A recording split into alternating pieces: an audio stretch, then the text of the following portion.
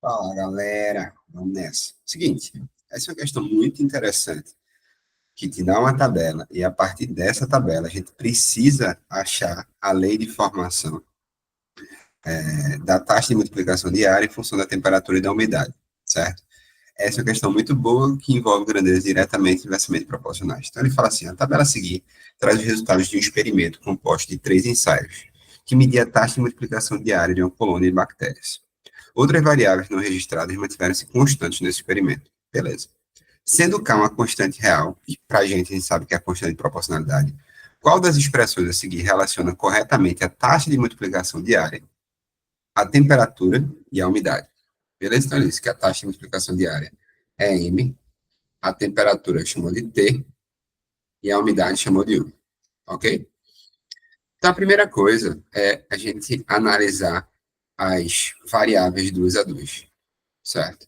Então, vamos lá. Primeiro, a gente percebe que quando a temperatura muda de 9 para 36, a taxa passa de 1,5 para 3. E a umidade está constante. Então, a gente pode fazer essa análise aqui entre 1 e 2 para achar como a taxa de multiplicação se correlaciona com a temperatura. Então, eu não sei como é que é o expoente de T. Então, eu vou dizer que M é igual a K vezes T elevado a M. M não, vou botar assim. A, achar o constantezinho A, que é o expoente de T. Então, vou pegar o primeiro ensaio, que é a taxa de multiplicação em meio, K, eu não sei quanto é que é, e a temperatura é 9. E vou pegar a segunda, que a taxa de multiplicação é 3 e a temperatura é 36. Ok. E aí agora, nós temos duas equações e duas constantes. Então, dá para resolver. E quando a gente tem uma equação que é uma equação exponencial, geralmente não é interessante a gente fazer por adição, e sim por divisão. Então, eu posso dividir a segunda pela primeira e olha como é que vai ficar. Posso fazer assim, ó, 36A vezes K sobre 9A vezes K é igual a 3 sobre 1,5. Olha que interessante. Ficou feio aqui. Posso cortar K com K. Como 36 e 9 tem o mesmo expoente, eu posso dizer que isso aqui é a mesma coisa que 36 sobre 9 elevado a A, e 3 sobre 1,5 dá 2. Então fica 4 elevado a A dá 2. E aí, 4 eu sei que é 2 ao quadrado. E aí, 2 elevado a 2A é igual a 2 ao primeiro. Então, 2A igual a 1, A igual a 1 sobre 2. Show de bola. Então, a gente já sabe que o expoente de T é 1 sobre 2. Agora, a gente vai tentar procurar temperaturas iguais, certo?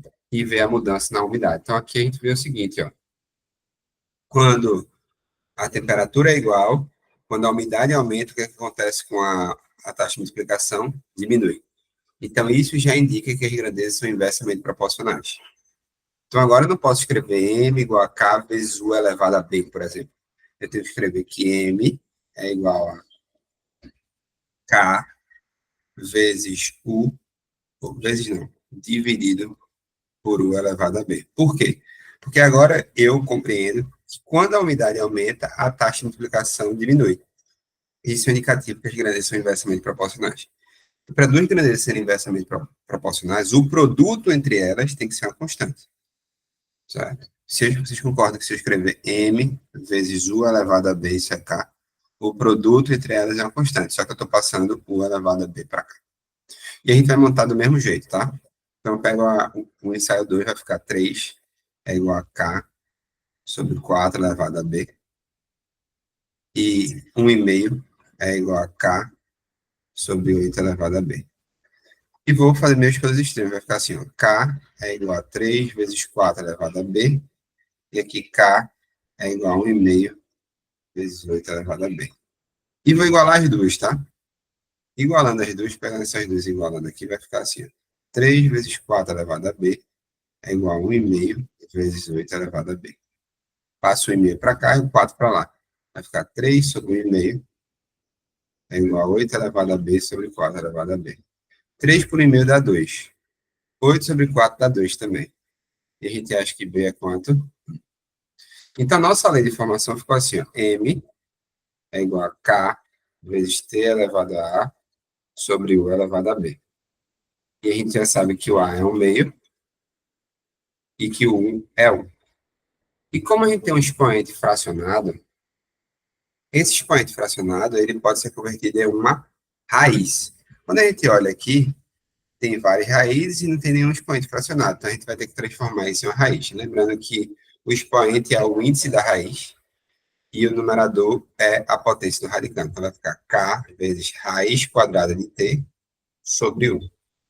E aí, o gabarito certo é a letra D de Deus. Beleza?